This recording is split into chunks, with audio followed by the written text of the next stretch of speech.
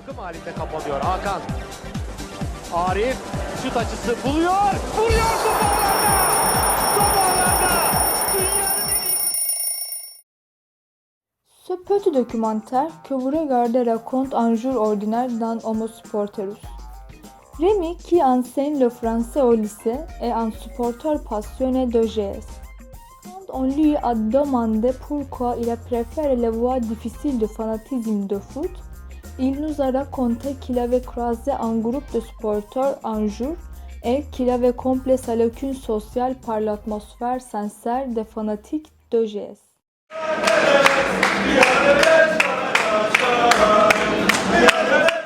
Un jour ordinaire dans Homo Sporterus commence comme ça. Il pense toujours au football même s'il n'y a rien à voir avec le foot. C'est ennuyeux. À part le jaune et le rouge, la vie n'a pas de sens. Il s'agit d'un Homo Sporterus adulte. Pendant le processus d'évolution, il s'est façonné suivant une ambition pour le foot. 90% de son cerveau est réservé au football et les 10% qui en restent sont pour le travail, la famille, les amis. Son maxillaire s'est structuré pour mieux prononcer deux gros mots. C'est un cas auquel on fait face très souvent. Combien d'individus consacrent tout son temps et son énergie au football? Il n'arrive pas à réussir dans d'autres domaines. Il envisage toujours de gros problèmes dans sa vie privée et professionnelle parce qu'il trouve ennuyeux tout autre domaine en dehors du football.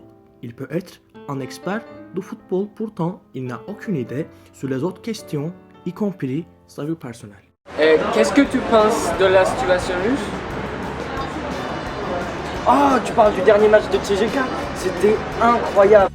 Au moment où Moussa il a mis le but, mais que juste après l'arbitre il l'a déclaré hors jeu, franchement moi je te dis c'est pas possible ça. L'arbitre il a été payé, c'est sûr, c'est pas net, hein. C'est pas net. Ah oui, je suis tombé amoureux. Je suis prêt à tout faire pour elle. Supporter Galatasaray est l'unique sens de ma vie à présent. Je ne sais pas pourquoi. Peut-être que je lui appartiens complètement. Peut-être que j'ai besoin d'un objectif dans ma vie. Peut-être que je ne me sens moi-même que dans un stade.